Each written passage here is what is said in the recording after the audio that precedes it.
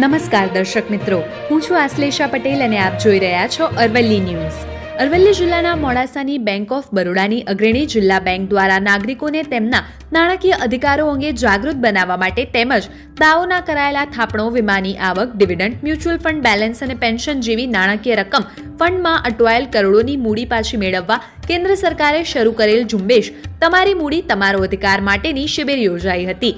મોડાસામાં આયોજિત જિલ્લા કક્ષાની શિબિરમાં 350થી વધુ નાગરિકો ઉપસ્થિત રહીને ઝુંબેશનો અસરકારક પડઘો મોડાસામાં ગુંજ્યો હતો અને અરવલ્લીમાં નાગરિકોના હક્કોને નવી શક્તિ આપતો દિવસ સાબિત થયો હતો.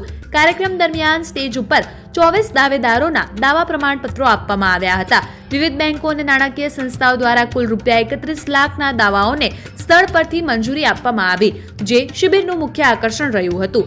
દેશવ્યાપી ઝુંબેશના ભાગરૂપે 1 ઓક્ટોબરથી 31 ડિસેમ્બર 2025 સુધી ચાલતા આ વિશાળ અભિયાનનો પ્રારંભ ગુજરાતના ગાંધીનગર ખાતે માનનીય કેન્દ્રીય નાણામંત્રી નિર્મલા સીતારમણના હસ્તે 4 ઓક્ટોબરે કરવામાં આવ્યું હતું. ત્યારે 12 ડિસેમ્બરના રોજ સભાખંડ મોડાસામાં યોજાયેલી શિબિરનું ઉદ્ઘાટન મોડાસાના ધારાસભ્ય ભીખુસિંહ પરમાર દ્વારા કરવામાં આવ્યું હતું.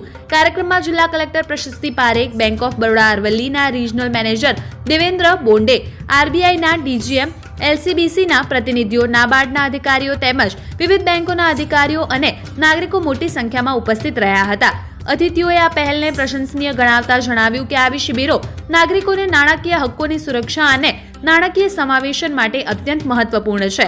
નાગરિકોની સુલભતા માટે બેંકો અને નાણાકીય સંસ્થાઓના 5 સ્ટોલ ઊભા કરવામાં આવ્યા હતા, જેમાં જૂના ખાતાઓ વિશેની માહિતી, દાવો દાખલ કરવાની પ્રક્રિયા અને વારસદારો માટેની દાવાની પદ્ધતિ અંગે માર્ગદર્શન આપવામાં આવ્યું. કાર્યક્રમના અંતે અરવલ્લીના લીડ ડિસ્ટ્રિક્ટ મેનેજર નીરજ મહાવરે તમામ મહેમાનો, અધિકારીઓ, મીડિયા અને ઉપસ્થિત નાગરિકોનો આભાર વ્યક્ત કર્યો હતો.